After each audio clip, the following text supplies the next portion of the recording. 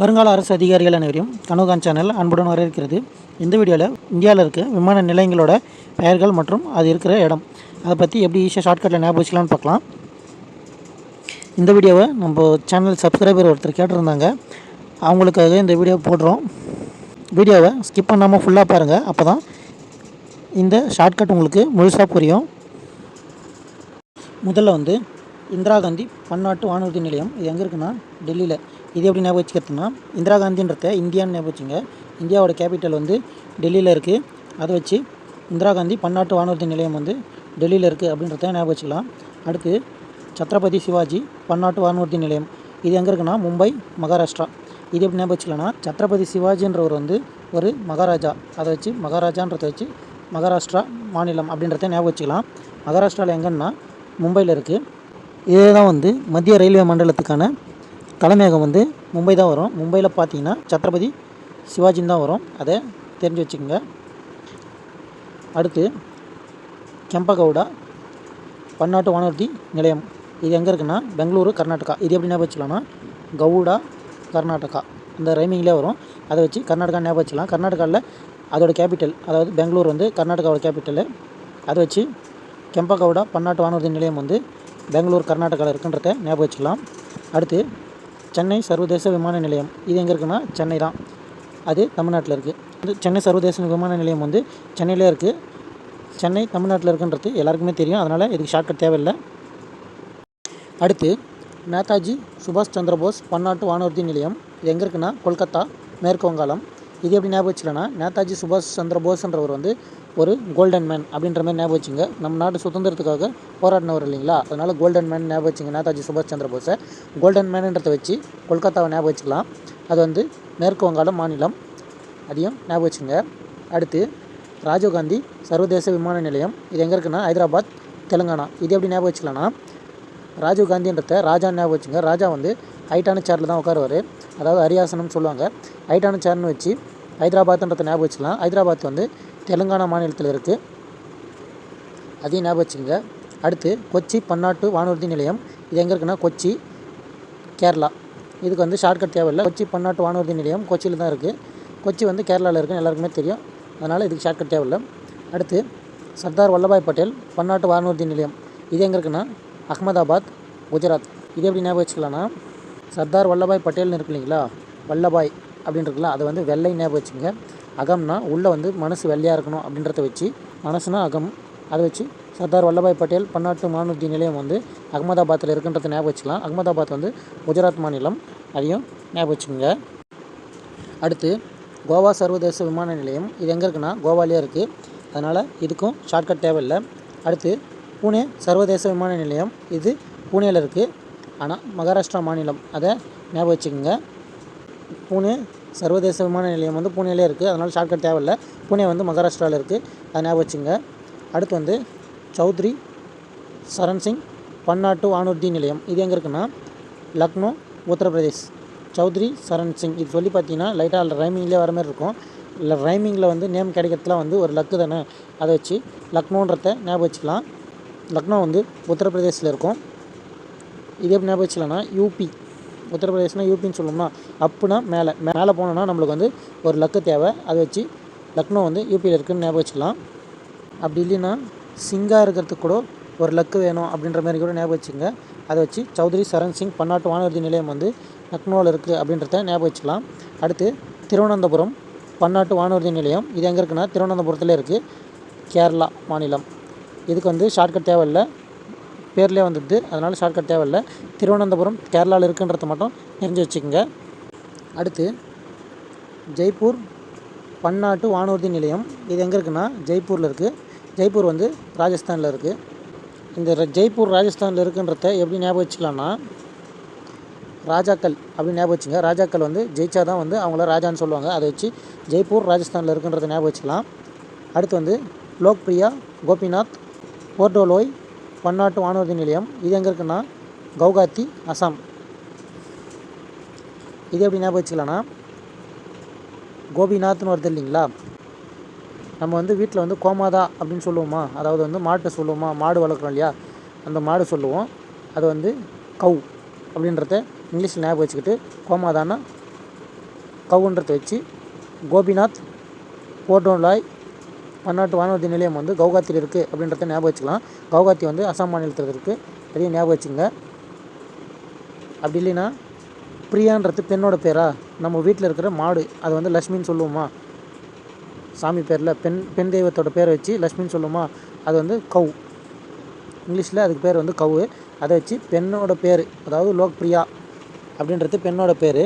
அந்த பேர் வந்து வீட்டில் வந்து லக்ஷ்மிக்கு சொல்லுவோம், அதாவது வந்து பசுமாட்டுக்கு சொல்லுவோம். அது வந்து இங்கிலீஷில் கவுன் பேர். அதை வச்சு லோக்பிரியா கோபிநாத் போர்டோலாய் பன்னாட்டு வானூர்தி நிலையம் வந்து கவுஹாத்தியில் இருக்குது அப்படின்றத ஞாபகம் வச்சுக்கலாம். அடுத்து கோழிக்கோடு பன்னாட்டு வானூர்தி நிலையம், இது எங்கே இருக்குன்னா கோழிக்கோடு, கேரளா. இதுவும் பாருங்கள் பேர்லேயே வந்துடுது, கோழிக்கோடு பன்னாட்டு வானூர்தி நிலையம் கோழிக்கோடுனே வந்துடுது. கோழிக்கோடு கேரளாவில் இருக்குன்றத மட்டும் ஞாபகம் வச்சுங்க போதும். அடுத்து விசாகப்பட்டினம் விமான நிலையம், இதுவும் பாருங்கள் அதோட இடத்தோட பேர்லேயே வந்துடுது, விசாகப்பட்டினத்திலே இருக்குது. இது ஆந்திர பிரதேசமில் இருக்குது. இந்த விசாகப்பட்டினத்தை தான் வந்து ஆந்திர பிரதேசம் வந்து 2வது தலைநகரமாக அறிவிச்சிருக்காங்க, அதையும் ஞாபகம் வச்சுங்க. அடுத்து பிஜி பட்நாயக் பன்னாட்டு வானூர்தி நிலையம், இது எங்கே இருக்குன்னா புவனேஸ்வர், ஒடிஷா. இது எப்படி ஞாபகம் வச்சுக்கலான்னா புவனேஸ்வரை பூன்னு ஞாபகம் வச்சுங்க. பூ வந்து பிச்சு போடுவோம் இல்லைங்களா, அதை வச்சு பிஜி பட்நாயக் பன்னாட்டு வானூர்தி நிலையம் வந்து புவனேஸ்வரில் இருக்குன்றத ஞாபகம் வச்சுக்கலாம். அப்படி இல்லைன்னா பட்நாயக்ன்றத பட்டன் ரோஸ்ன்னு ஞாபகம் வச்சுங்க. பட்டன் ரோஸ் வந்து ஒரு பூ, அதை வச்சு கூட புவனேஸ்வர் அப்படின்றத ஞாபகம் வச்சுக்கலாம். அது வந்து ஒடிசா மாநிலத்தில் இருக்குது, அதையும் ஞாபகம் வச்சுக்கோங்க. இந்த ஷார்ட்கட் வச்சு பிஜி பட்நாயக் பன்னாட்டு வானூர்தி நிலையம் வந்து புவனேஸ்வர், ஒடிசா அப்படின்றத ஞாபகம் வச்சுக்கலாம். அடுத்து கோயம்புத்தூர் பன்னாட்டு வானூர்தி நிலையம், இது எங்கே இருக்குன்னா கோயம்புத்தூர், இது தமிழ்நாடு மாநிலம், இது எல்லாருக்குமே தெரியும். கோயம்புத்தூர் பன்னாட்டு வானூர்தி நிலையம் வந்து கோயம்புத்தூர்லேயே இருக்குது, அதனால் பேர்லேயே வந்துடுது, அதனால் ஷார்ட்கட் எதுவும் தேவையில்லை. கோயம்புத்தூர் தமிழ்நாட்டில் இருக்குன்றது எல்லாருக்குமே தெரியும், அதனால் இதுக்கு ஷார்ட்கட் தேவையில்லை. இது வந்து சொல்ல வந்துட்டேன். புவனேஸ்வர்னா ஒடிசா. இது எப்படி ஞாபகம் வச்சுக்கலன்னா, இப்போ பூ போட்டு ஒரு பாதையில் வரவேற்றாங்கன்னா நம்ம வந்து ஓடி போவோம் இல்லைங்களா, அதை வச்சு புவனேஸ்வர், ஒடிசா அப்படின்றத ஞாபகம் வச்சுக்கலாம். அடுத்து லோக்நாயக் ஜெயபிரகாஷ் விமான நிலையம், இது வந்து பாட்னா, பீகார் இதில் இருக்குது. இது எப்படி ஞாபகம் வச்சுக்கலான்னா, நாயக்கு பாடினார் அப்படின்றத வச்சு நாயக்னா லோக்நாயக் அப்படின்றத ஞாபகம் வச்சுக்கலாம். பாடினாருன்றத பாட்னான்னு ஞாபகம் வச்சுக்கலாம். அதை வச்சு லோக்நாயக் ஜெயபிரகாஷ் விமான நிலையம் எங்கே இருக்குன்னா பாட்னான்றத ஞாபகம் வச்சுக்கலாம். பாட்னா வந்து பீகார் மாநிலத்தில் இருக்குது, இதை ஞாபகம் வச்சுக்கோங்க. பாட்னா வந்து பீகார் மாநிலத்தில் இருக்குன்றத எப்படி ஞாபகம் வச்சுக்கலாம்னா, இப்போ காரில் போனால் பாட்டு பாடுவோம் இல்லைங்களா, அதை வச்சு பாட்னா வந்து பீகாரில் இருக்குன்றத ஞாபகம் வச்சுக்கலாம். அடுத்து ஸ்ரீநகர் பன்னாட்டு வானூர்தி நிலையம், இது எங்கே இருக்குன்னா ஸ்ரீநகர், ஜம்மு காஷ்மீர். இதுவும் வந்து பேர்லேயே வந்துடுது, ஸ்ரீநகர்ன்ட்டு. ஸ்ரீநகர் வந்து ஜம்மு காஷ்மீரில் இருக்குது, அதை ஞாபகம் வச்சுக்கோங்க. அடுத்து லால் பகதூர் சாஸ்திரி பன்னாட்டு வானூர்தி நிலையம், இது எங்கே இருக்குன்னா வாரணாசி, உத்தரப்பிரதேஷ். இது எப்படி ஞாபகம் வச்சுக்கலாம்னா தூரம் வரணும் அப்படின்றத ஞாபகம் வச்சுங்க. அதை வச்சு தூரம்னா லால் பகதூர் அப்படின்றதையும், வரணுன்றத வச்சு வாரணாசி அப்படின்றத ஞாபகம் வச்சுக்கலாம். வாரணாசி வந்து எந்த மாநிலம்னா உத்தரப்பிரதேஷ் மாநிலம். இது எப்படி ஞாபகம் வச்சுக்கலாம்னா உத்தரப்பிரதேஷ்னா யூபினா அப்பு, மேலே வரணும் அப்படின்றத ஞாபகம் வச்சுக்கிட்டு வாரணாசி, உத்தரப்பிரதேசன்றத ஞாபகம் வச்சுக்கலாம். அடுத்து பாபா சாஹேப் அம்பேத்கர் பன்னாட்டு வானூர்தி நிலையம், இது எங்கே இருக்குன்னா நாக்பூர், மகாராஷ்டிரா. இது எப்படி ஞாபகம் வச்சுக்கலாம்னா பாபா சாஹேப்னா அம்பேத்கர் வந்து எல்லாருக்குமே தெரியும். அவர் வந்து ஒரு பெரிய மகா மனிதர், அதாவது அரசியல் அமைப்பு சட்டம்லாம் எழுதியிருப்பார் இல்லைங்களா.